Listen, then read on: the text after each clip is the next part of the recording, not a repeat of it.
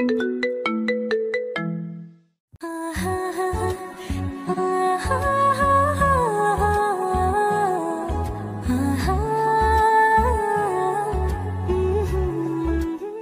রক্ত বের হচ্ছে। আর তখন নীলা আকাশকে বলতে লাগলো, শয়তানের বাচ্চা, তোর এত বড় সাহস কি করে হলো আমাকে এসব কিছু দেওয়ার? তোর আজকে কোনো ক্ষমা নেই। ভেবেছিলাম তোকে নিয়ে মজা করব, কিন্তু তুই যে এত বড় শয়তান আমি ভেবে দেখিনি। তোরা ছোট লোকরা শুধুমাত্র সুযোগ খুঁজিস যে আমাদের মতো বড় লোক মেয়েদেরকে নিয়ে কোনো কিছু করার। তাদের শরীরে হাত দিলেই তারা মান সম্মানের ভয় তোদেরকে বিয়ে করে, আর তোরা সম্পত্তির মালিক হয়ে যাবি। এত সস্তা না? আপু, আপনি কি বলছেন? আমি তো কোনো কিছুই বুঝতে পারছি না। আমি তো এই ভার্সিটিতে নতুন ভর্তি হয়েছি। আমাকে ওই জুবাইর ভাইয়া দোকানে যেতে বলল, আর এই প্যাকেটটা নিয়ে আপনাকে দিতে বলল। আমি শুধুমাত্র এটাই করেছি। ওরা আমার নামে কখনোই এসব কিছু পাঠাবে না। আমি এটা খুব ভালোভাবেই জানি। ওদের কোনো সাহস হয়নি আমাকে এসব কিছু দেওয়ার, বুঝতে পেরেছিস? আমি জানি এই কাজটা তুই করেছিস। তোর মতো কিছু ছোট লোকদের জন্যই আজকে ভার্সিটিতে মেয়েরা এতটা অবহেলিত হয়ে থাকে। আপু প্লিজ, আপনি আমাকে ক্ষমা করে দিন। আমি আসলে না জেনে এমনটা করে ফেলেছি। এই ভার্সিটির নিয়ম কানুন সম্পর্কে আমার কোনো ধারণা নেই, তাই এমনটা করে ফেলেছি। প্লিজ আপু, আমাকে ক্ষমা করে দিন। আমি কখনো আর এমন কাজ করব না। এটা নিয়ে তোর কোনো ক্ষমা নেই। তুই শার্ট প্যান্ট খুলে এইগুলো এখন পরবি। যদি এগুলো সবার সামনে পরে পুরো মাঠে চক্কর দিতে পারিস তাহলে তোকে ছেড়ে দিব। আপু, আপনাকে আমি খুব ভালো করে বলছি, আমি সব কিছু করতে পারবো না। আর আমি মানছি যে আমার খুব অন্যায় হয়েছে। আমি না জেনে আপনার কাছে এসব কিছু নিয়ে এসেছি। আপনাকে এত বলার পরেও আপনি কেন এমনটা করছেন? কথাটা আকাশ ইচ্ছে করেই বলল, কারণ আকাশ কিছু দূর তাকিয়ে দেখতে পেল প্রিন্সিপাল আসছে। হয়তো উনি তার বাসায় যাবেন। এজন্যই আকাশ এই কথাটা বলে সেখান থেকে দৌড়ে পালিয়ে যায়। আর নীলাও আকাশকে আর কোনো কিছু বলতে পারল না, কারণ পিছনে তার বাবার বন্ধু ওরফে এই ভার্সিটির প্রধান শিক্ষক আছেন। নীলা যত কিছুই করুক না কেন, সে ভার্সিটির প্রধান শিক্ষককে দেখে যথেষ্ট পরিমাণে সম্মান করে। নীলা তার হাতের প্যাকেটটা তার ব্যাগে ঢুকিয়ে নেয়, যেন স্যার কোনোভাবে বুঝতে না পারে। আসলে এগুলো হচ্ছে এই ভার্সিটির এক প্রকার র্যাগিং। আকাশ এদিকে বাসায় চলে আসলো। আকাশ বাসায় এসে চিন্তা করতে লাগলো, সে নীলাকে যেসব কথা বলে এসেছে, লাস্টে না জানি কালকে ভার্সিটিতে গেলে সে কি করবে। আকাশ এগুলো ভাবতে ভাবতে এসে রান্না করে খাবার খেয়ে নেয়। খাবার খাওয়ার পরে এসে শুয়ে শুয়ে মোবাইল টিপতে থাকে। অবশ্য ফোনের মধ্যে কিছু একটা খোঁজাখুঁজি করছে, কিন্তু কোথাও খুঁজে পাচ্ছে না। আর হঠাৎ করে আকাশের মোবাইলে একটা কল আসলো। আকাশ কলটা রিসিভ করলো। আকাশ কলটা রিসিভ করার পরে ওপাশ থেকে কেউ একজন আকাশকে বলতে শুরু করলো, ভাই, ওই দিন কুড়িগ্রাম শহরে যে হামলাটা হয়েছিল, সেই হামলার সঙ্গে ঢাকা শাপলা চত্বরের হামলার কোনো পার্থক্য নেই। এগুলো হামলা যারা করেছে ওরা একই গ্যাংয়ের লোকজন, কিন্তু এই গ্যাংটা কে চালায় সেটা আসলেই বুঝতে পারছি না। দেখ, যে করেই হোক এটার পেছনে কে আছে সেটা খুঁজে বের করতে হবে। আমার 2 দিনের মধ্যে এই খবরটা চাই। আমি আর কোনো কথা শুনতে চাই না। আর শোন, আমি যেহেতু ভার্সিটিতে আছি, তাই ভার্সিটিতে অন্য কারো নজর দেওয়ার দরকার নেই। তোরা তোদের কাজ করবি। তবে ভাই, আপনাকে একা ভার্সিটিতে এভাবে ছেড়ে দেব আমাদের আসলেই মন চাচ্ছে না। কারণ কেউ যদি আপনার পরিচয়টা জেনে যায় আর যদি আপনার কোনো ক্ষতি করে দেয়, তখন আমাদের কি হবে? আমাকে নিয়ে তোদের কোনো চিন্তা করতে হবে না। তোরা তোদের নিজেদের চিন্তা করিস। আর আমি যে কাজটা দিয়েছি সেই কাজটা ভালোভাবে করিস। আর সবাইকে বলে দে আমার প্ল্যান অনুযায়ী কাজ করার জন্য। প্রতিটা কাজের শেষে যেন আমাকে জানায়। এখন রাখ। একথা বলার পরে আকাশ কল কেটে দেয়। আকাশ কল কেটে দেওয়ার পরে আবার চিন্তা করতে থাকে। কুড়িগ্রাম শহরে যে বোম ব্লাস্ট হয়েছিল এবং ঢাকায় শাপলা চত্বরে যে বোম ব্লাস্ট হয়েছিল, সবকিছু তো একই সময়ে হয়েছে। একই দিনে হয়েছে। আর এগুলো যদি একটা লোকে করে থাকে তাহলে ভার্সিটিতে খুনগুলো কারা করছে? ওরা আসলে কি চায়? ভার্সিটির ছাত্রছাত্রীদেরকে শুধু শুধু কেন মারছে ওরা? একটা লোক এত কিছু করবে এটা কি আসলেই মেনে নেওয়া যায়? নাকি ও কোনো একজন নয়, ও একটা গ্যাংস্টার আন্ডারওয়ার্ল্ডের। এত বছর ধরে রাজত্ব করছে আকাশ, কিন্তু কে এই গ্যাংস্টার সেটা তার ভালো করে জানতে হবে। আকাশ মোবাইলে একটা তথ্য পেয়েছিল, কিন্তু এতগুলো তথ্যর মাঝে এটা যে কোথায় চাপা পড়ে গেছে বুঝতেই পারছে না। অনেকক্ষণ খোঁজাখুঁজির পরে আকাশ কিছু কোড পেল, যেগুলো লাশের উপর থেকে পাওয়া গিয়েছিল। লাশ খুন করার পরে লাশের পকেটের মধ্যে ছোট কাগজের মধ্যে এক একটা করে কোড লেখা ছিল। আকাশ সবগুলো কোড তার ল্যাপটপে নিয়ে ভালোভাবে মেলাতে শুরু করলো। মেলানোর পরে তখন আকাশ জানতে পারলো সেখানে লেখা দ্য মিশন স্টার্ট। আকাশ তার এসব করতে করতেই সময়টা পার করে দেয়। সন্ধ্যাবেলায় আকাশ ছদ্মবেশে রেডি হয়ে নেয়, আর তখনই তার মোবাইলে আরও একটা কল আসে। আকাশ কলটা রিসিভ করলো, আর ওপাশ থেকে কেউ একজন তাকে বলতে থাকে, ভাই, আপনি কোথায় আছেন? তাড়াতাড়ি এই জায়গায় আসেন, আমরা আপনার জন্য ওয়েট করে আছি। সকালে আপনার সঙ্গে দেখা করে ওরা ওদের বিভিন্ন জায়গায় চলে যাবে, আপনি যেভাবে বলেছিলেন। আর ভাই, নতুন একটা খবর আছে। এই খবরটা ফোনে দেওয়া যাবে না, আপনাকে সরাসরি দিতে হবে। আপনি খবরটা শুনে চমকে যাবেন। ঠিক আছে, তোরা 10 মিনিট ওয়েট কর, আর যারা এসেছে তাদেরকে বল আমি 10 মিনিটের মধ্যেই আসছি। কেউ যেন কোথাও না যায়, সবাইকে আমার প্ল্যান বুঝিয়ে দিতে হবে। আকাশ তখন কল কেটে দেয়। আকাশ কল কেটে দেওয়ার পরে তাড়াতাড়ি করে রেডি হয়ে সেখানে চলে আসলো। আকাশ এসে দেখলো সেখানে প্রায় অনেকগুলো গাড়ি দাঁড়িয়ে আছে, আর গাড়ি থেকে তখনই প্রায় 50 থেকে 60 জনের মতো ছেলেরা নেমে আসলো। সকলেই আকাশের সঙ্গে কথা বলতে লাগলো। তারা সকলেই আকাশের হয়ে বিভিন্ন জায়গায় থাকে এবং আকাশের হয়ে কাজ করে থাকে। আকাশ ওদের সঙ্গে কথা বলতে বলতে অনেক সময় পার করে দিল, আর এভাবেই তাদেরকে কথার মাঝখানে তার প্ল্যান অনুযায়ী কাজ করতে বলল। আর সকলেই আকাশের কথা শোনার পরে তাদের গাড়ি নিয়ে চলে গেল। ওরা চলে যাবার পরে আকাশ তখন গাড়িতে বসে পড়ল। ড্রাইভার গাড়ি চালিয়ে যাচ্ছে, আর তখন রাজীব আকাশকে বলতে শুরু করলো, ভাই, মনে করেন একটা শিক্ষক যদি তার প্রতিদিন রাতে ভিন্ন ভিন্ন মেয়েদের স্বাদ পায়, তাও আবার তার ছাত্রীদের কাছ থেকে, এই কথাটা আপনি কিভাবে নেবেন? রাজীব, আমি কিন্তু ফাজলামো করার মোড়ে নেই। যা বলবি সরাসরি বলবি। কি সব কথা বলছিস? একজন শিক্ষক কি করে এসব কাজ করতে পারে? ভাই, এই কথাটা আসলে আমি নিজেও বিশ্বাস করতে পারিনি। আমি সিসি ক্যামেরা হ্যাক করেছি, আর সিসি ক্যামেরা হ্যাক করার পরে ভার্সিটিতে একটা নতুন তথ্য পেয়েছি। ভার্সিটির ইতিহাস বিভাগের রঞ্জিত মল্লিক, উনি তার ডিপার্টমেন্টের মেয়েগুলোকে নিয়ে ফুর্তি করে রাতের বেলা। আমি জানি আপনি বিশ্বাস করবেন না, সেই জন্য আমি সিসি ক্যামেরা হ্যাক করে ভিডিওগুলো আপনার কাছে নিয়ে এসেছি। এই যে দেখেন ভিডিওগুলো। আকাশ ভিডিওগুলো দেখার পরে যেন তার মুখ দিয়ে কোনো কথা বের হচ্ছে না, কারণ লোকটাকে আকাশ অনেক বেশি সম্মান করত। যদিও আকাশ একজন মাফিয়া কিং, কিন্তু ওনাকে আকাশ সম্মানের চোখে দেখত, কারণ শিক্ষককে সবাই সম্মান করে, আর উনি হলেন এই শহরের নাম করা শিক্ষক। সবাই তাকে এক নামে চিনে, রঞ্জিত মল্লিক। তখন রাজীব আবারও আকাশকে বলতে লাগলো, ভাই, আপনি যেটা ভাবছেন আমি নিজেও ভাবছি, এই মানুষটা এরকম হলো কি করে। আমিও আসলে নিজের চোখকে বিশ্বাস করতে পারছিলাম না এটা দেখে। আপনি যদি চান তাহলে আপনাকে নিয়ে এখন একটা জায়গায় যেতে পারি, যেখানে গেলে হয়তো আপনি কোনো কিছু দেখতে পারবেন, যদি ভাগ্যে থাকে। আর যদি ভাগ্যে না থাকে তাহলে তো দেখতে পারবেন না। চলুন যাওয়া যাক।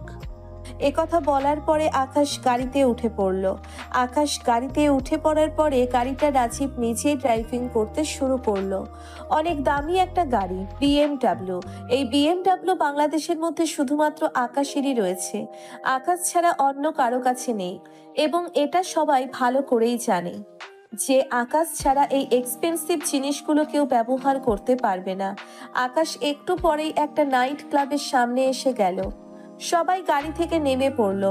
সবাই গাড়ি থেকে নেমে যাওয়ার পরে আকাশ তখন সবাইকে নিয়ে নাইট ক্লাবের ভিতরে প্রবেশ করলো। আর ভিতরে প্রবেশ করার পরে দেখলো রঞ্জিত মল্লিক মেয়েদের সঙ্গে ডান্স করছে এবং ড্রিঙ্কস করছে। আকাশ একপাশে বসে পড়লো। আর একপাশে বসে পড়ার পরেই তখনই একটা মেয়ে আকাশের সঙ্গে ডান্স করার জন্যে এগিয়ে আসলো আর আকাশকে বলতে লাগলো, হাই, ডান্স করবে আমার সঙ্গে? তুমি দেখতে অনেক বেশি স্মার্ট, চলো একসাথে ডান্স করি। আর যদি আমাকে মজা দিতে পারো তাহলে ফুল নাইট আমি তোমার, no problem. Yes sure, no problem, let's go. Akash এটা বলে মেয়েটার সঙ্গে ডান্স করতে থাকে। আকাশের একটা উদ্দেশ্য আছে, মেয়েটাকে পটিয়ে যদি ওই রঞ্জিত মল্লিকের আর কোনো তথ্য পাওয়া যায় সেটার কারণে আকাশ ট্রাই করতে রাজি হচ্ছে না। না হলে আকাশের এসবের প্রতি কোনো লোভ নেই। আকাশ এসবকে সবচেয়ে বেশি ঘৃণা করে থাকে, কারণ তার অন্যরকম একটা জীবন কাহিনী আছে। আর সেই জীবন কাহিনী থেকে আকাশ এইসবকে দুচোখের বিষ মনে করে। আকাশ শুধুমাত্র এটাই মনে করে যে নিজের স্ত্রীকে ছাড়া অন্য কারোর সঙ্গে এসব করবে না। এসব করাটাও পাপ, কারণ সে তার নিজের পরিবারকে এসব করতে দেখেছে। আপনারা হয়তো কোনো কিছু বুঝতে পারছেন না, গল্পের সাথে থাকেন, নিশ্চয়ই বুঝতে পারবেন। আকাশ মেয়েটার সঙ্গে ডান্স করতে থাকে এবং কথা বলতে থাকে। মেয়েটা তখন আকাশকে জিজ্ঞাসা করলো, আচ্ছা, তুমি তো অনেক বেশি স্মার্ট, তুমি এখন থেকে প্রতিদিন এই ক্লাবে আসবে। আমি এই ক্লাবে প্রতিনিয়তই রেগুলার কাস্টমার, বুঝতে পেরেছো? তোমার মতো হ্যান্ডসাম ছেলের সঙ্গে থাকতে পারলে মন্দ হবে না। হ্যাঁ অবশ্যই, কেন আসবো না। আচ্ছা শোনা, একটা কথা বলি। ওই যে দাঁড়িয়ে দেখছো, উনি তো ভার্সিটির শিক্ষক রঞ্জিত মল্লিক। উনি কি এখানে প্রতিদিনই আসেন নাকি মাঝে মাঝে আসেন? আরে প্রতিদিন আসবেন মানে?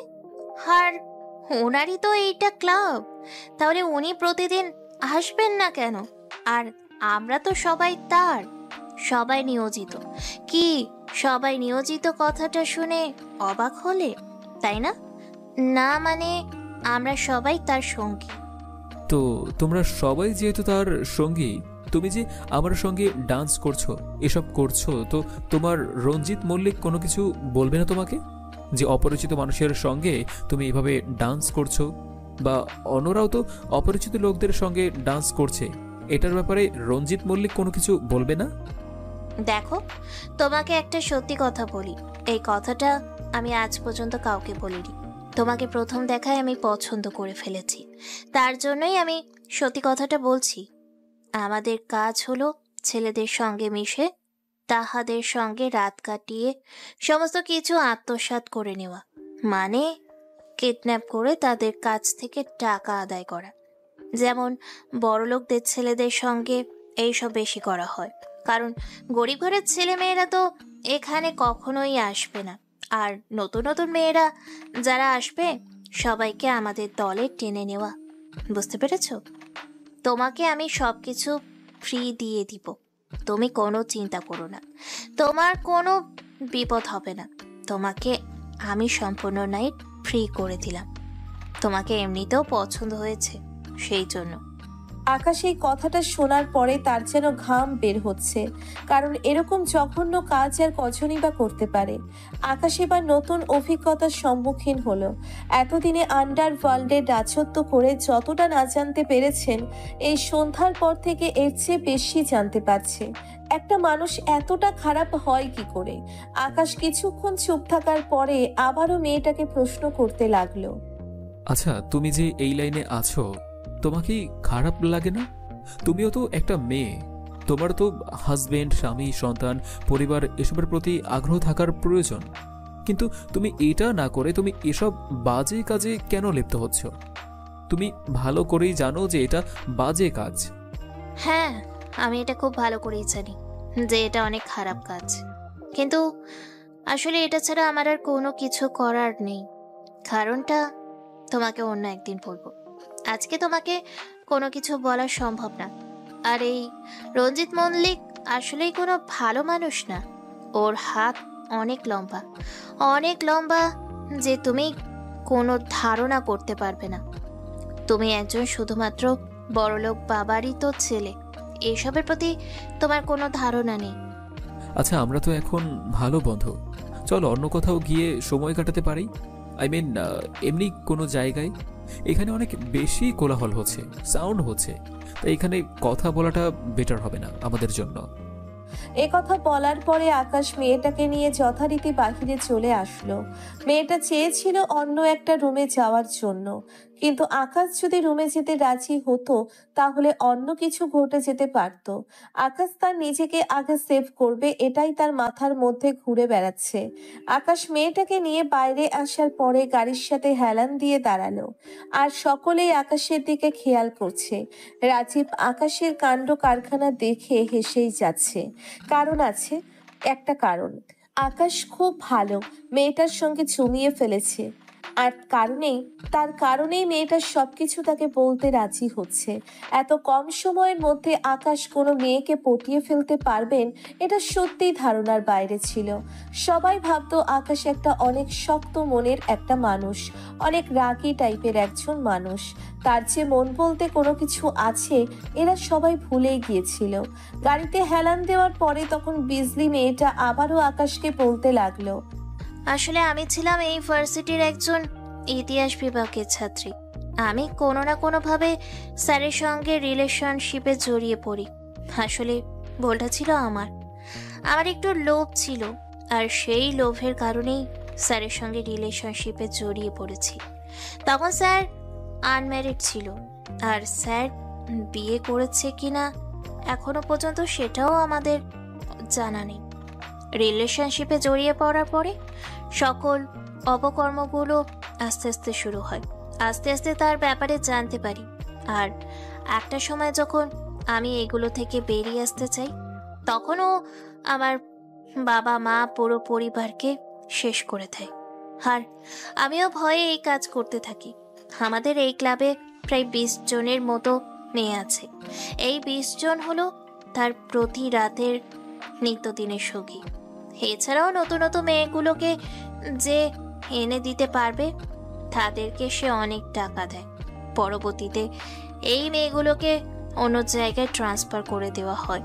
অন্য জায়গায় বলতে এই মেয়েগুলোকে বিদেশিদের কাছে বিক্রি করে দেওয়া হয়, আর এইগুলো প্রতি সপ্তাহে ট্রাকে করে বর্ডার পার করে দেওয়া হয়। মেয়েগুলোকে সাজানো থেকে শুরু করে সেফটি দেওয়া সব কিছুর দায়িত্বে থাকি আমরা এই 20 জন। আমাদের এই 20 জনের কাজ হচ্ছে মূলত এটা। এছাড়া ওই যে কিডন্যাপিং এর কেসটা তো তোমাকে আগেই বলেছি। ও মাই গড, এভাবে সাধারণ মেয়েগুলোকে এত ক্ষতি করছে, তারপর আবার বিদেশিদের কাছে বিক্রি করে দিচ্ছে। কিন্তু এটার কি কোনো শেষ হওয়ার নেই? এভাবে কি চলতে থাকবে? মানুষ ভার্সিটিতে পড়াশোনা করতে আসে, অনেকেই আছে যারা গ্রাম থেকে উঠে এসে বড় নামি দামি একটা ভার্সিটিতে ভর্তি হয়ে নিজের জীবনটাকে গোছাতে চায়।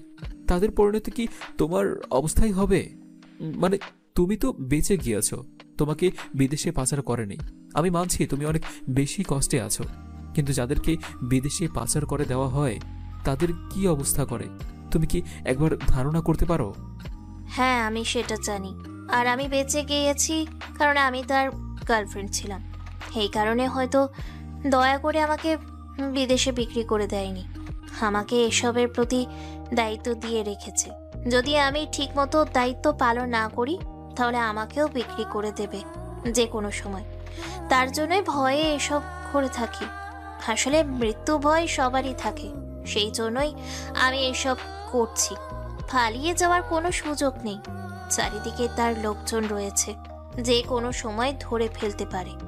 আর ওদেরকে বিদেশে পাচার করে দেওয়ার পরে বিদেশিরা ওদেরকে মন মতো ব্যবহার করেন, যেভাবে ইচ্ছে সেভাবে ব্যবহার করতে পারেন।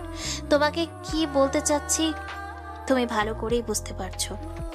আর পত্রপত্রিকায় তুমি ভালো করেই জানো কিভাবে কি করে লেখালেখি হয়। সবকিছু মেনে নিতে না পারলে মেয়েগুলোকে ওরা হত্যা করে ফেলে, আর হত্যা করার পরে কিডনি এবং আরও কিছু বডির অংশগুলোকে ওরা পিস হিসেবে বিক্রি করে দেয়। এইগুলোর মধ্যেও এই রঞ্জিত মল্লিকেরও হাত রয়েছে। তবে রঞ্জিত মল্লিক শুধু একা নয়, রঞ্জিত মল্লিকের অন্য একজন সাহায্য করছে, কিন্তু নামটা হচ্ছে রঞ্জিত মল্লিকের, আর সেই হলো মাস্টার মাইন্ড। কিন্তু সেই মাস্টার মাইন্ডের নাম কি, কোথায় থাকে, কি তার পরিচয়, আমরা কোনো কিছুই জানি না। সে সবার আড়ালে থাকে। তুমি আমাকে বিশ্বাস করে সব কিছু বলে দিলে। এখন যদি আমি তোমার সঙ্গে বিশ্বাসঘাতকতা করি, আর যদি ওরা তোমাকে মেরে ফেলে বা আমি তোমাকে মেরে ফেলি? আসলে তোমার প্রথম দেখাতেই আমার ভালো লেগে গিয়েছিল, তার জন্যই তোমার সঙ্গে আমি মিলিত হয়েছি।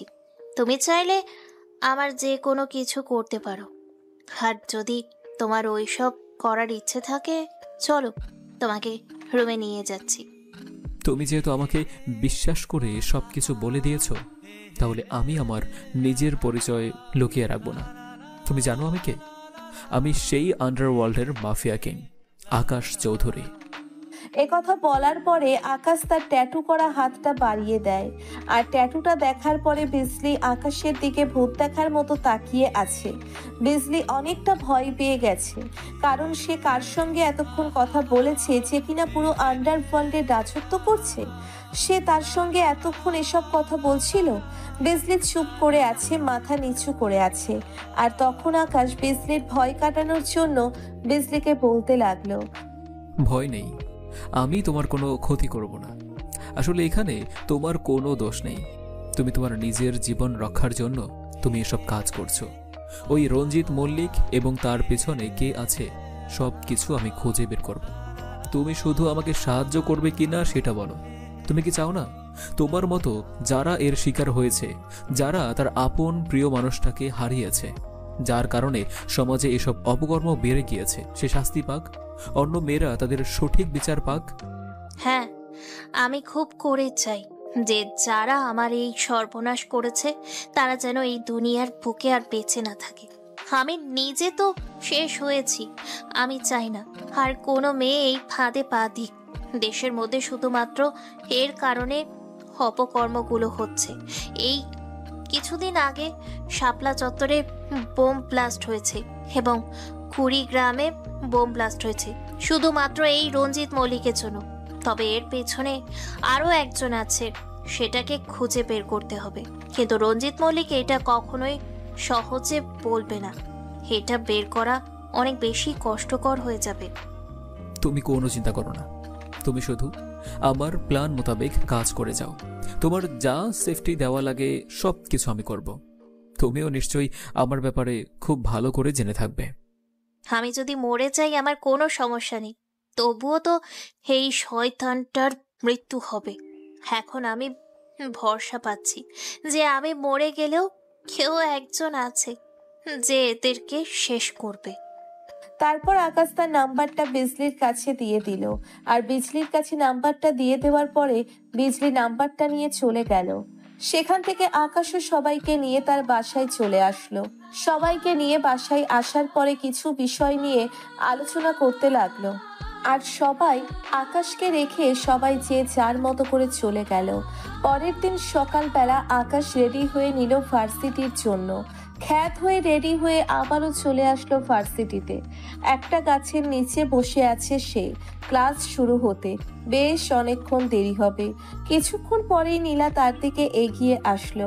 নীলা তার দিকে এগিয়ে আসার পরে তখন আকাশকে বলতে লাগলো, কিরে, তুই রাত 10টার দিকে নাইট ক্লাবের সামনে কি করছিলি? আমি দেখেছি তুই আবারও অন্য মেয়েদের পিছনে পড়ে গেছিস, নাকি বড়লোক মেয়েদেরকে নিয়ে এসব করার ধান্দা, তাই না? আপু, আপনি এসব কি বলছেন? আমি তো আসলেই কোনো কিছু বুঝতে পারছি না। আমি শুধুমাত্র সাধারণ একটা ছেলে। আমি দিন আনি দিন খাই, আর অনেক কষ্ট করে এই ভার্সিটিতে চান্স পেয়ে পড়াশোনা করছি। রাত 10টা তো অনেক সময়, এত রাতে আমি বাহিরে কি করে বের হব? আর তাও আবার এই নাইট ক্লাবের সামনে। আমি তো কখনো নাইট ক্লাবের ধারে কাছেও যাইনি। এখানে গেলে অনেক টাকা লাগে। আপনি হয়তো আমার জায়গায় অন্য কাউকে দেখেছেন। মানুষের মতো মানুষ অনেকেই থাকতে পারে। আমি শুনেছি একটা মানুষের মতো 7 জন মানুষ হতে পারে। সেটা ঠিক, আমি তোর মতো কাউকে হয়তো দেখেছি কালকে।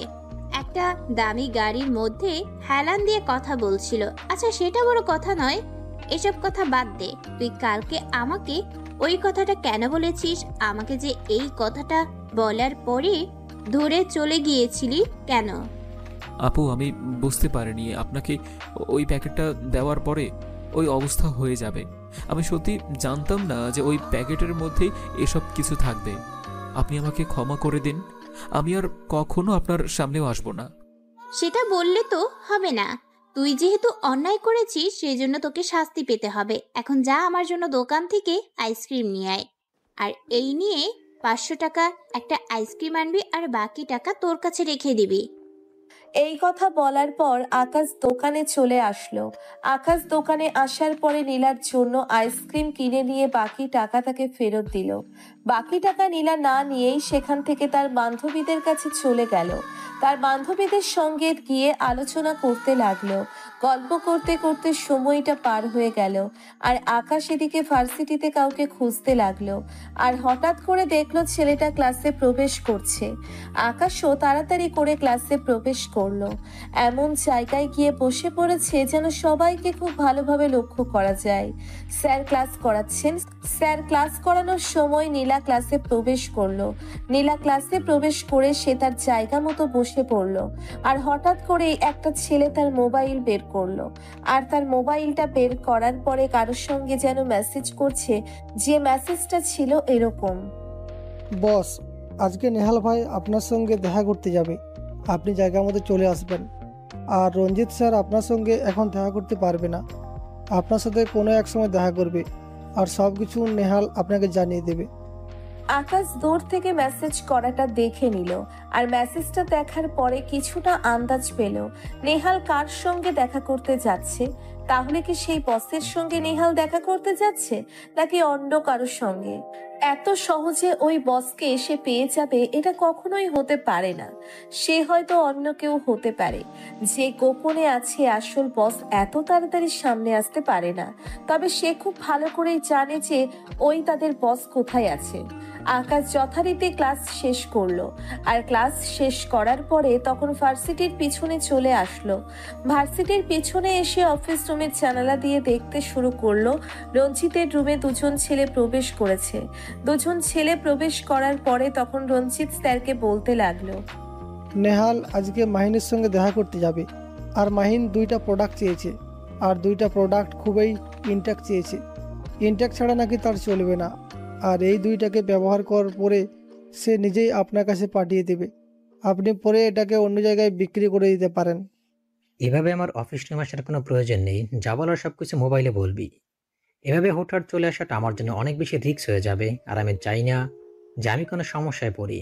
তোরা যেভাবে চলাফেরা শুরু করে দিয়েছিস, আমি তো খুব তাড়াতাড়ি ধরা খেয়ে যাব। আরে আপনার কোনো কিছু হবে না। এই প্রশাসনকে তো আপনি টাকা দিয়ে মুখ বন্ধ করে রেখেছেন। এই প্রশাসন চোখ থাকতেও চোখ দিয়ে কোনো কিছু দেখবে না, চোখ বন্ধ করে রাখবে সব সময়। সেটা আমি খুব ভালো করে জানি, কিন্তু এটা মনে রাখতে হবে আকাশের লোকজন যে কোনো জায়গা দিয়ে আসতে পারে। এমনকি আকাশ নিজেও এখানে আসতে পারে। যদি আকাশ একবার এসে যায় তাহলে আমাদের কারোরই রক্ষা নেই, বসেরও রক্ষা নেই। বসকে ভেতর থেকে টেনে বের করে আনবে এই আকাশ। এই আকাশ যতটা ভয়ঙ্কর এটা তোর আর তার ব্যাকগ্রাউন্ড দেখে জানতে পারবি। ঠিক আছে, আমরা তাহলে গেলাম। আপনি সময় মতো করে গাড়িতে করে পাঠিয়ে দেন। আর নেহাল ভাইয়ের কাছে 1 কোটি টাকার হিরোইন দিয়ে দিবে মাহিন ভাই। এ কথা বলার পরে ছেলেগুলো চলে গেল। আর ছেলেগুলো চলে যাওয়ার পরে রঞ্জিত স্যার যেন কাউকে কল করলো। একবার কল দেওয়ার পরে কিছুক্ষণ কথা বলল। আর এদিকে আকাশ তাড়াতাড়ি করে মাঠে চলে আসলো। মাঠে আসার পরে দেখলো নেহাল স্বাভাবিকভাবেই তার বন্ধু বান্ধবের সঙ্গে আড্ডা দিচ্ছিল। আর যে দুজন ছেলে স্যারের রুমে গিয়েছিল তারাও নেহালের সঙ্গে আড্ডা দিচ্ছে। বোঝার কোনো উপায় নেই যে তারাই ওই গ্যাংস্টারের সদস্য। পাশ দিয়েই চলে যাচ্ছিল আকাশ। হঠাৎ করেই নেহাল তাকে ডাকলো। আকাশ তার কাছে গেলে তারা তখন আকাশকে বলতে লাগলো, কিরে খ্যাতের বাচ্চা খ্যাত, কালকে এতটা দৌড়ানি এবং এতটা থাপ্পড় খাওয়ার পরেও আজকে তুই ভার্সিটিতে কেন এসেছিস? তোর কি লজ্জা শরম বলতে কেন কিছু নেই? ভাই, যেখানে আমি কোনো অন্যায় করিনি তাহলে কি করে আমি ভার্সিটি মিস দিব? আমি তো এখানে পড়াশোনা করতে এসেছি, আমি অন্য কোনো কাজ করতে আসিনি। আমি আমার মতো করেই পড়াশোনা করব। আর এখানে ভার্সিটিতে না আসার কথা কেন আসবে? তুই কিন্তু মুখে মুখে তর্ক করা শুরু করে দিয়েছিস। আমার মাথা গরম করাবি না। আমি মুখে মুখে তর্ক করা একদম পছন্দ করি না। আর একটা কথা বললে তোকে মেরে এখানে শুটকি করে দেব, ক্ষেতের বাচ্চা ক্ষেত ফকিন্নি। শোন, নীলাকে গিয়ে এই চিরকুটটা দিবি, আর এই চিরকুটের মধ্যে কি লেখা আছে সেটা পড়তে পারবি না। যদি পড়িস তাহলে তোকে সোজা ফায়ার করব। এই যে দেখেছিস আমাদের হাতে পিস্তল, তোকে মেরে ফেললে আমাদের কেউ কোনো কিছু করতে পারবে না, কারণ তোর মতো ক্ষেতের হয়ে কেউ এগিয়ে আসবে না। সবাই আমাদের দেখে ভয় পায়, বুঝতে পেরেছিস? যেটা বলছি সেটা কর। আকাশ কোনো উপায় না পেয়ে ওই চিরকুট হাতে নিয়ে নীলার দিকে যেতে শুরু করলো। নীলা তার বান্ধবীদের সঙ্গে আড্ডা দিচ্ছিল। আকাশ এই ফাঁকে চিরকুটের মধ্যে লেখা আমি তোমাকে ভালোবাসি, আকাশ এই লেখাটা পড়ে হেসে দিল, কারণ সে আসলেই নীলাকে অনেক বেশি ভালোবাসে। কিন্তু এই প্যাচেতে পড়ে ভালোবাসি বলাটাও হয়ে গেল। আকাশ নীলার কাছাকাছি চলে আসলো। কাছাকাছি আসার পরে তখন চিরকুটটা নীলার হাতে দিল, আর নীলার হাতে দেওয়ার পরে তখন নীলা কোটটা পরে তার বান্ধবীদেরকে দেখায়। তখন তার বান্ধবীরা বলতে শুরু করলো, নীলা, তুই কি এখন এসব খ্যাতের কাছ থেকে লাভ লেটার পাওয়া শুরু করে দিয়েছিস? আজকে সত্যি আমাদের অনেক সৌভাগ্য যে এরকম খারাপ ছেলে তোকে প্রপোজ করেছে, আর আমরা সেটার প্রমাণ। সত্যি করে বল, এটা কি তুই নিজে দিয়েছিস নাকি তোকে অন্য কেউ এটা দিয়ে পাঠিয়েছে? আর তোর সাহস কি করে হলো আমাকে লাভ লেটার দেওয়ার? কালকে কি সব দিয়েছিস আর আজকে আমাকে লাভ লেটার দিয়েছিস? তোকে ইচ্ছে করছে মেরে ফেলতে। আজকে আমার বার্থডে, সেজন্য আমি তোকে কোনো কিছু বলছি না, না হলে তোকে এমন থাপ্পড় দিতাম যে সারা জীবন হাসপাতালের বেডে শুয়ে থাকতি। যারাই আমাকে প্রপোজ করতে এসেছে আজ পর্যন্ত তাদের কি অবস্থা হয়েছে আমার বান্ধবীদের কাছ থেকেই শুনে নিস। এই পর্যন্ত যারা নীলাকে প্রপোজ করতে এসেছে তাদের ঠিকানা হয়েছে শুধুমাত্র হাসপাতালে। এখনো মনে হয় ঢাকা মেডিকেল কলেজের 7 জন ভর্তি আছে। ওরা কোনোদিন সুস্থ হতে পারবে কিনা সেটা জানা নেই। যে প্রপোজ করার জন্য এই অবস্থা হয়েছে, তাহলে ভাব তুই যেসব কাণ্ড কারখানা করেছিস এটার জন্য তোর কি শাস্তি হতে পারে। কালকেও নীলার মন ভালো ছিল না, আর আজকে নীলার বার্থডে, সেজন্য তুই বেঁচে গিয়েছিস, না হলে তোর অবস্থা এরকম হয়ে যেত। আসলে নীলা, আমি তোমাকে কি বলবো আমি বুঝতে পারছি না। আসলে আমাকে ওখান থেকে একটা ভাইয়া আমাকে এই চেক কোডটা দিয়ে বলল তোমাকে দেওয়ার জন্য, তার জন্যই এনে দিলাম। দেখেছিস নীলা, ছেলেটা এখন কত সহজ হয়ে গেছে। ছেলেটা এখন তোকে তুমি করে বলা শুরু করে দিয়েছে। জীবনে আর কত কি দেখতে হবে। তুই কি কোনো কিছু বলবি নাকি আমরা কোনো কিছু করব? এভাবে তো আমাদের মান সম্মান ঢুকাতে পারিস না। তুই আমাদের বান্ধবী হয়ে এসব কি করে সহ্য করছিস? তুই তো আগে এমন ছিলি না, হঠাৎ করে কেন এমন হয়ে গেলি? তখনই নীলা রেগে গিয়ে আকাশকে একটা থাপ্পড় মারলো। আকাশকে থাপ্পড় মারার ফলে আবারও সেই ঠোঁট কাটা জায়গায় লেগে যায়, আর সঙ্গে সঙ্গে রক্ত বের হতে শুরু করলো। আকাশ কোনো কিছু না বলে সেখান থেকে চলে আসলো। সেখান থেকে সোজা বাসায় এসে তার ঠোঁটের মধ্যে ঔষধ লাগিয়ে নেয়, আর এভাবেই সময়টা পার হয়ে যায়। সন্ধ্যাবেলায় আকাশের ফোনে একটা কল আসলো। আকাশ কলটা রিসিভ করলো। আকাশ কলটা রিসিভ করার পরে ওপাশ থেকে জুবায়ের তাকে বলতে শুরু করলো, ভাই নেহাল তার বাসা থেকে গাড়ি নিয়ে বেরিয়ে পড়ছে, আর তার গাড়ির মধ্যে 2টা মেয়ে রয়েছে। 2টা মেয়েকে হোস্টেল থেকে ধরে এনেছে, অনেক চিল্লাচিল্লি করছে, কিন্তু আমাদের সামনে মেয়েগুলোর হাতের মধ্যে ইঞ্জেকশন দিয়ে দেয়, আর সঙ্গে সঙ্গে মেয়েগুলো অজ্ঞান হয়ে যায়। ঠিক আছে, তোরা নেহালের গাড়িটাকে ফলো করতে থাক, আর আমি এখনই আসছি। আর জিপিএস ট্র্যাকার আমি অন করে রাখবো, বুঝতে পেরেছিস? আমি আসার পরে তোরা এখান থেকে চলে যাবে আর আমাকে ফলো করতে থাকবে। আকাশ তখন তাড়াতাড়ি করে রেডি হয়ে নেয়, আর রেডি হয়ে নেওয়ার পরে তার গাড়িটা নিয়ে তাড়াতাড়ি করে সেখানে যেতে থাকে। কিছুক্ষণ পরে নেহালের গাড়িকে ফলো করতে থাকে এবং জুবায়ের তার গাড়ি নিয়ে তার গোডাউনে চলে গেল। আর তার গোডাউনে যাওয়ার পরে আকাশের জিপিএস ট্র্যাকার ফলো করতে থাকে। আকাশ নেহালের গাড়িটাকে ফলো করতে করতে একটা জঙ্গলের সামনে এসে থামলো, আর নেহাল গাড়ি থেকে নেমে পড়লো। নেহাল গাড়ি থেকে নেমে পড়ার পরে অপেক্ষা করতে লাগলো, আর এদিকে আকাশও তার গাড়ি থেকে নেমে অন্য একটা জায়গায় লুকিয়ে পড়লো। আর কিছুক্ষণ পরেই আকাশ খেয়াল করলো আর একটা গাড়িতে করে একজন লোক আসে, আর এটাই হয়তো সেই মাহিন। মাহিন গাড়িটা নেহালের সামনেই থামালো।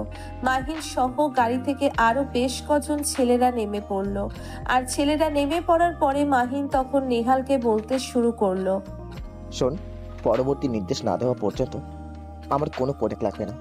আর কোটি টাকার হিরোইন দিয়েছে, এটা শেষ হওয়ার পরে আমাকে জানাবি। রকি তোকে মালামালে পৌঁছে দেবে। আর আকাশের লোকজন চারিদিক দিয়ে ছড়িয়ে পড়ে আছে, যে কোনো মুহূর্তে অ্যাটাক করতে পারে, তাই সাবধানে চলাফেরা করতে হবে। আর আমি নির্দেশ না দেওয়া পর্যন্ত এভাবে দেখা করবি না। আমি যখন বলবো তখনই দেখা করবি। ভাই, আপনি যেভাবে বলেছিলেন আমি সেভাবেই কাজ করছি। আর ভার্সিটিতে এখন মেয়েরা অনেক সতর্ক হয়ে গেছে, কেউ আর মিথ্যে কথায় চলে আসতে চায় না, সবাই এখন চালাক হয়ে গেছে। আর পুরনো প্রোডাক্টগুলো শুধু আছে, নতুন প্রোডাক্ট কোনোভাবেই ম্যানেজ করতে পারছি না। আর হিরোইনগুলো বিভিন্ন ভার্সিটিতে পৌঁছানোটাও অনেক বেশি টাফ হয়ে গেছে, কারণ রাস্তায় আকাশের লোকজন ছদ্মবেশে দাঁড়িয়ে থাকে, তাই ভয়ের কারণে কেউ ট্রাক নিয়ে যেতে চাইছে না। ট্রাক নিয়ে গেলে যে কোনো মুহূর্তে আকাশের লোকজন গুলি করে দিতে পারে, তার ভয় কেউ যাচ্ছে না। ঠিক আছে, আমি বসের সঙ্গে এই বিষয়টা নিয়ে আলোচনা করব এবং আমাদের লোকজন আরও বাড়াতে হবে। আর লোকজন বাড়ানোর ফলেই আমরা সকল ভার্সিটিতে হিরোইনগুলো পাচার করতে পারবো। ড্রাগসের ব্যবসাটা আরও বেশি উন্নত করতে হবে। হ্যাঁ ভাই, আপনি ঠিক কথা বলেছেন। আর এখানে থাকাটা আমাদের জন্য অনেক বেশি রিস্ক হয়ে যাবে। যদি কোনোভাবে আকাশের কাছে খবরটা পৌঁছে যায় তাহলে কিন্তু আমাদের এই সমস্যা হতে পারে। তার জন্য বলছি, খুব তাড়াতাড়ি এখান থেকে সরে পড়তে হবে, যে কোনো মুহূর্তে তার চলে আসতে পারে। এই কথা শোনার পরে আকাশ তাড়াতাড়ি করে ফায়ার করাতে প্রথমেই মাহিনের হাতের মধ্যে গুলিটা লেগে গেল, তার পিস্তলটা পড়ে গেল। আর তখন আকাশ একের পর এক গুলি করতে থাকে। আকাশের গুলি দেখে আকাশের লোকেরাও ওদেরকে গুলি করতে থাকলো। আর শেষ মুহূর্তে নেহাল পালিয়ে যায়, কিন্তু আকাশ তাকে ধরে ফেললো। আকাশ তাকে দৌড়তে দৌড়তে জঙ্গলের ভিতরে নিয়ে আসলো, অবশেষে ধরে ফেলতে সক্ষম হলো। আর ধরে ফেলার পরে তখন আকাশকে নেহাল বলতে শুরু করলো, কে তুই? তুই আমাকে এভাবে মারছিস কেন? আমাদের কাজে তুই পাতা দিয়েছিস, তুই জানিস না আমরা কি করতে পারি? আমরা কার লোক? আমাদের বস যদি জানতে পারে তোকে সেকেন্ডের মধ্যে শেষ করে দেবে, তুই আর বেঁচে থাকতে পারবি না। আমিও তো এটাই চাই, তোর বস আমার সামনে আসুক। তোর বসের সঙ্গে কথা বলার ইচ্ছাটা অনেকদিন ধরেই আছে, আর এই ইচ্ছাটা পূরণ হবার জন্যই তো আমি এতদিন ওয়েট করে আছি। আর তোকে ছেড়ে দেব মানে? তোকে কি ধরেছি আমি যে ছেড়ে দেওয়ার জন্য? ও, বুঝে গেছি, তুই তাহলে সেই ভার্সিটির খ্যাত ছেলেটা। তুই আমাদের ভার্সিটিতে প্রবেশ করেছিস ছদ্মবেশে। তুই সেই তাহলে আকাশ চৌধুরী, আন্ডারওয়ার্ল্ডের মাফিয়া কিং। তোর দিন খুব তাড়াতাড়ি শেষ হয়ে যাবে। নিজের জীবন বাঁচাতে চাইলে এখান থেকে চলে যা। আমার পুরো পরিবারকে শেষ করেছিস, আমাকে খারাপ পথে এনেছিস, মিথ্যা খুনের দায়ে আমাকে জেলে পাঠিয়েছিস। সেসব কিছু মনে করেছিস আমি ভুলে গিয়েছি? হ্যাঁ, কখনো না। তোর বসকে কেটে যদি আমি টুকরো টুকরো না করেছি, আমার নাম আকাশ চৌধুরী না। এই কথা বলার পরে আকাশ নেহালকে ছুরি দিয়ে আঘাত করতে করতে মেরে ফেললো। আর এমন ভাবে রাগে আঘাত করেছে যে শত শত দাগ রয়ে গেছে, রক্ত বের হচ্ছে। আর সেখানেই নেহাল ছটফট করতে করতে মারা গেল। তারপর আকাশ একটা ছবি তুলে নেহালের মোবাইল থেকে তার বসের নাম্বারে পাঠিয়ে দিল। তার বসের নাম্বারে পাঠিয়ে দেওয়ার পরে আকাশ তাড়াতাড়ি করে আবারও সেই জায়গায় আসলো। সেই জায়গায় আসার পরে দেখতে পারলো তার লোকেরা সবাই মাহিনকে ধরে রেখেছে। আর মাহিনের সামনে যাওয়ার পরে তখন আকাশ আবারও বলতে লাগলো, মাহিন, আমি তোকে যে প্রশ্নগুলো করব সেই প্রশ্নগুলো খুব ভালোভাবে উত্তর দিবি। যদি দেরি করিস বা তুই বলতে পারবি না বলিস, সেটার জন্য তোর এক একটা করে অঙ্গ কাটা যাবে। আমি কোনো কিছু জানি না, আমি কোনো কিছু বলবো না। তোকে আমি ভয় পাই না। সব ভয় পেলে এই মাহিন চৌধুরী কখনো কাউকে ভয় পায় না। তোর আন্ডারওয়ার্ল্ডের রাজত্ব করার দিন শেষ হয়ে আসছে। এখন থেকে আমরা রাজত্ব করব। কেন রে? আন্ডারওয়ার্ল্ড কি আমার বাপের নাকি তোর বাপের যে লিখে নিয়ে নিবি? এখানে থাকতে গেলে এমন কিছু হও যেন তোমাকে আঁকড়ে ধরে আরও কিছু মানুষ বাঁচতে পারে। আমাকে আঁকড়ে ধরে সবাই ভালো আছে, শুধুমাত্র তোরাই ভালো থাকতে পারলি না। আমাকে নিয়ে ভালো থাকবে কি করে? তোরা তো মানুষের ক্ষতি ছাড়া উপকার করিস না। আমাদের যা ইচ্ছে হয়েছে আমরা তাই করব, তাতে তোর এত নাক গলানোর কি আছে? তুই চাইলে আমাদের সঙ্গে কাজ করতে পারিস। সেটার জন্য তোকে অনেক অফারও দেওয়া হয়েছিল। এর আগে তোর পুরো পরিবারকে যেভাবে শেষ করা হয়েছে, তোকেও এভাবে শেষ করা হবে। তুই শুধুমাত্র কিছুদিন ধৈর্য ধর। আমাদের বস যদি একবার জানতে পারে তুই আমাকে এবং নেহালকে ধরে ফেলেছিস, আর অলরেডি নেহালের লাশ ফেলে দিয়েছিস, সেটা শুনলে তোর অবস্থা কি হবে সেটাই আমি চিন্তা করছি। আমাকে নিয়ে তোর এত চিন্তা করতে হবে না।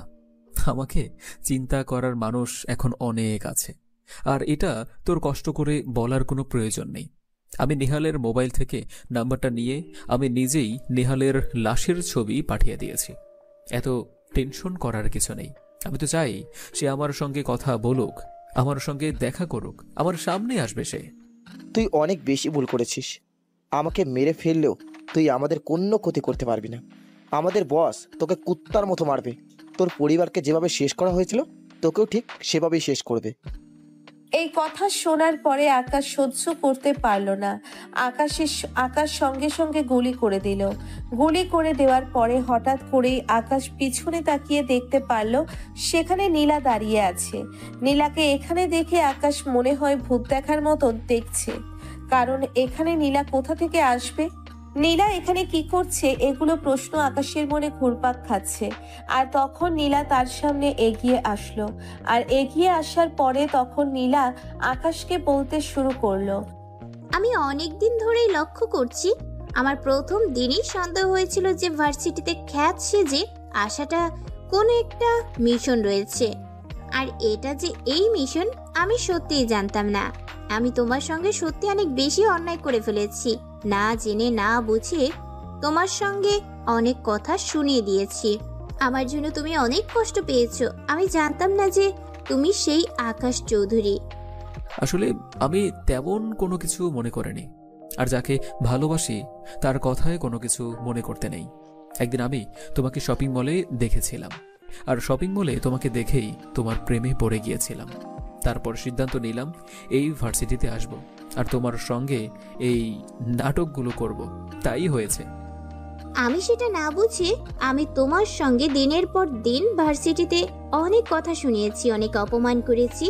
আমি সত্যি বুঝতে পারিনি। প্লিজ তুমি আমাকে ক্ষমা করে দাও। আজকে আমি বাসা থেকে বেরিয়েছিলাম এমনিতেই ঘোরাফেরা করার জন্য, আর হঠাৎ দেখলাম তুমি একটা গাড়িতে উঠে এখানে এসেছো। তারপর আমিও আমার গাড়ি নিয়ে ফলো করতে করতে এখানে চলে এসেছি। এখানে থাকাটা তোমার জন্য নিরাপদ নয়। তুমি তোমার বাসায় চলে যাও, আমার আরো অনেক কাজ আছে। আর আপাতত আমাকে নিয়ে না ভাবলেও চলবে। আমি মানুষটা সত্যিই ভালো না। তোমাকে আমার ভালো লেগেছে, তার জন্য সহ্য করেছি এসব। আমার জীবনে ভালোবাসাটা কখনোই আসবে না। কিন্তু আমি যে তোমাকে ভালোবেসে ফেলেছি সে প্রথম দিন থেকে, আর তার জন্যই তো আমি এমনটা করেছি। না হলে তো আমি কখনোই এমনটা করতাম না। প্লিজ তুমি আমাকে ফিরিয়ে দিও না। আমি সত্যি তোমাকে অনেক বেশি ভালোবাসি। তোমার সরলতা দেখে আমি সত্যি মুগ্ধ হয়েছিলাম।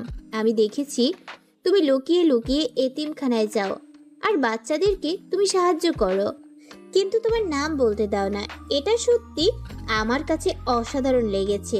আজকাল মানুষ করে এগুলো মানুষকে দেখানোর জন্য, কিন্তু তুমি নীরবে ওদের সাহায্য করে যাচ্ছ।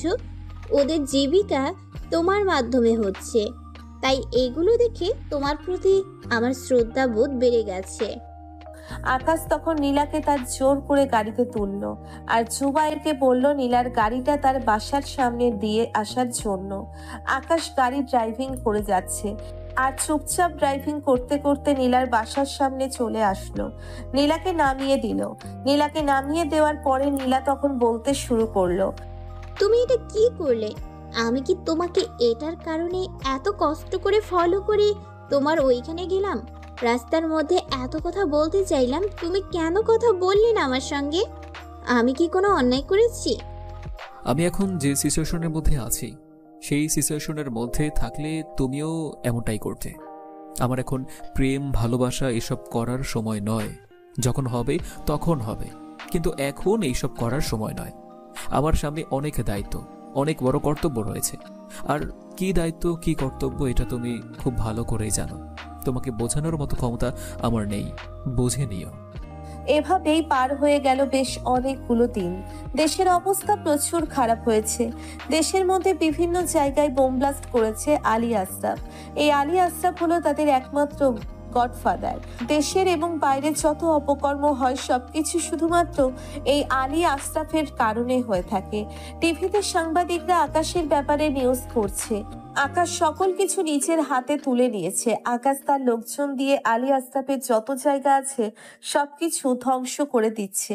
সাধারণ মানুষ অনেক খুশি। সাধারণ মানুষ এখন একটাই নাম জপ করে, সেটা হলো আকাশ। এদিকে নীলা আকাশের শূন্যতা অনুভব করতে পেরেছে। নীলা এখন আকাশকে প্রচন্ড পরিমাণে ভালোবেসে ফেলেছে।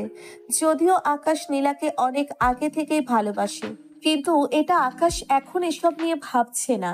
নীলা প্রতিনিয়ত আকাশের সঙ্গে যোগাযোগ করার চেষ্টা করে, কিন্তু যোগাযোগ করতে পারে না, কারণ আকাশ অনেক ব্যস্ত সময় পার করছে। তখন তার প্রতিটা সেকেন্ডের মূল্য তার কাছে অনেক বেশি দামি। এগুলো হারিয়ে গেলে সে আর কখনোই ফিরে পাবে না। আর যদি কাজে একটা ভুল হয় তাহলে তার অনেক বড় ক্ষতি হয়ে যাবে। সে আরো অনেক দূর পিছিয়ে যাবে, যেটার মাসুল তাকে অনেক দিন ধরে দিতে হবে। একদিন রাতের বেলা সকল কাজ করার পরে আকাশ শুয়েছিল, আর তখনই নীলা তাকে কল দিল। নীলা কল দেওয়ার পরে আকাশকে বলতে শুরু করলো, কি ব্যাপার, আমি তোমাকে এতগুলো কল দিচ্ছি, তুমি আমার কল রিসিভ করছো না কেন?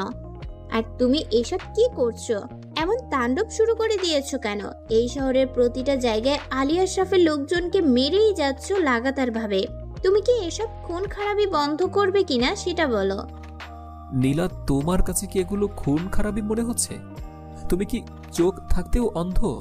তুমি কি চারদিকে কি হচ্ছে দেখতে পারছো না? আমি যদি ওদেরকে না মারি তাহলে ওরা দেশের ক্ষতি করবে, আমার নিজেরও ক্ষতি করে দেবে। তখন কি হবে? আর কাউকে না কাউকে তো দাঁড়াতে হবে। আমি ছাড়া কে আছে দাঁড়ানোর মতো? আমি এসব কোনো কিছুই জানি না। আমার মতে এগুলো হলো গুন্ডামি মাস্তানি। আমি আন্ডারওয়ার্ল্ডের মাফিয়া কিং সম্পর্কে কোনো কিছুই জানি না, আর জানতেও চাই না।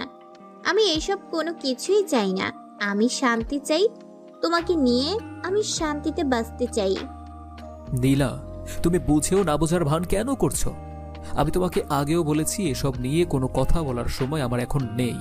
আমার কাছে এখন সবচেয়ে বেশি গুরুত্বপূর্ণ হলো আমার এই সিচুয়েশনটা। এ কথা বলার পরে আকাশ কল কেটে দিল। কল কেটে দেওয়ার পরে আকাশ ভাবতে শুরু করলো মেয়েটা তাকে নিয়ে সত্যিই অনেক বেশি ভাবনা চিন্তা করে। কিন্তু সে যদি এখন নীলার মায়ার কাছে আবদ্ধ হয়ে যায় তাহলে সে অনেক বেশি বড় ভুল করবে। এই সুযোগে আলী আশরাফ দেশের মধ্যে আরো অনেক কিছুই করে ফেলতে পারে এবং আরো অনেক ক্ষতির সম্মুখীন হবে সে। এখন যেভাবে আগাচ্ছে আলী আশরাফ 2-3 মাসের মধ্যেই পথে বসে যাবে, এটাই আকাশ করছে এবং এটাই তার স্বপ্ন ছিল। পরদিন সকালবেলা যথারীতি আকাশ ভার্সিটিতে চলে আসলো। সে ভার্সিটিতে আসার পরে দেখতে পেল আজকে রঞ্জিত মল্লিক আসে নাই। আকাশ তার দামি গাড়ি নিয়ে ভার্সিটিতে এসেছে, আর তার পিছনে প্রায় 7-8টা গাড়ি রয়েছে, আর সকলেই নেমে আকাশের দিকে দাঁড়িয়ে আছে। এটা দেখে সবাই আকাশের দিকেই তাকিয়ে আছে, কারণ তারা এতদিন যে ছেলেটাকে জানতো, আজকে সেই ছেলেটাই এত দামি গাড়ি এবং এত সিকিউরিটি নিয়ে এসে ভার্সিটিতে এসেছে। এটার কারণেই সবাই আকাশের দিকেই তাকিয়ে আছে। রঞ্জিত মল্লিকের সঙ্গে যারা যারা যুক্ত আছে সবাইকে ওদের সামনেই পড়ে যাবে। সকলের বুঝতে বাকি রইল না যে এটা কে এসেছে ভার্সিটিতে, আর এতদিন কাকে তারা এত অপমান করেছিল, এত কথা শুনিয়েছিল। সকলেই মাথা নিচু করে আছে, কারণ মোটামুটি সবাই আকাশকে তুচ্ছ তাচ্ছিল্য করে অপমান করেছিল। তখন আকাশের কাছে জুবাইর এসে বলতে শুরু করলো, ভাই একটা খারাপ সংবাদ আছে। খারাপ সংবাদটা হলো নীলাকে ওরা তুলে নিয়ে গেছে, সঙ্গে নীলার মা বাবাকেও। এইটারই ভয় পাচ্ছিলাম আমি। মেয়েটাকে এত করে বললাম যে বাইরে বের হওয়ার কোনো প্রয়োজন নেই, আমার কারণে হলেও তাকে তুলে নিয়ে যেতে পারে। এখন আমাকে ওরা ব্ল্যাকমেল করবে, সব কিছু শেষ হয়ে গেল। আমি যেতে যেতে ওরা তাকে তুলে নিয়েছে। ভাই এখন কি করব? আমাদের যত জায়গায় যত ছেলেপেলে রয়েছে সবাইকে খবর দেই আর মূল অ্যাটাকের জন্য তৈরি হতে বলি। ওরাও মূল অ্যাটাকের জন্য তৈরি হয়ে গেছে, এটা তো 100% ঠিক। হ্যাঁ, এটা ঠিক যে ওরা মূল অ্যাটাক করার জন্য তৈরি হয়ে গেছে। ঠিক আছে, আমার যত জায়গায় লোকজন আছে সবাইকে খবর দে। সবাইকে আজকে সন্ধ্যার মধ্যে আমি আমার গোডাউনের সামনে দেখতে চাই। এই কথা বলার পরে জুবাইর চলে গেল। জুবাইর চলে যাওয়ার পরে গাড়িতে করে আকাশ কমিশনারের বাসায় চলে আসলো। কমিশনারের বাসার সামনে এসে গাড়ি রেখে দিয়ে ভিতরে প্রবেশ করলো। ভিতরে প্রবেশ করার পরে কমিশনার আকাশকে দেখে অবাক হয়ে গেল, আর কমিশনার আকাশকে দেখে বলতে শুরু করলো, কি ব্যাপার, তুমি আজকে নিজে থেকে এখানে এসেছ? নিজে থেকে ধরা দিতে এসেছ? যাক, ভালো কথা, নিজে থেকে ধরা দিতে এসেছ। এটা সত্যি তোমার কাছ থেকে আমি আশা করেছিলাম না। আপনার কি মনে হয় আমি আপনার কাছে এখন স্যারেন্ডার করতে এসেছি? আমার কাজ শেষ না হওয়া পর্যন্ত আমাকে আপনি অ্যারেস্ট করতে পারবেন না। আমাকে কি মামলায় অ্যারেস্ট করবেন? থানায় কি কোনো মামলা আছে নাকি, না কোনো প্রমাণ পেয়েছেন আমার নামে? তাহলে কেন অ্যারেস্ট করবেন আপনি? আপনার সমস্যাটা কোথায় আমাকে নিয়ে? দেখো, দেশের মধ্যে আইন নামে কিছু একটা আছে। তুমি যদি এভাবে নিজের হাতে সব কিছু তুলে নাও, তাহলে দেশের মানুষের মধ্যে প্রশাসনের প্রতি কোনো আস্থা থাকবে না। তাই তোমার এই কাজটা করা উচিত হচ্ছে না। আলী আশরাফকে আমি আপনাদের হাতে তুলে দেব। আমি তাকে মারব না। প্রাণে মেরে ফেললে তো সব কিছুই শেষ হয়ে যাবে। আপনারাই তো এটার পরে বিচার করবেন। কিন্তু আলী আশরাফকে ধরা না পর্যন্ত আমি আমার আত্মসমর্পণ করব না।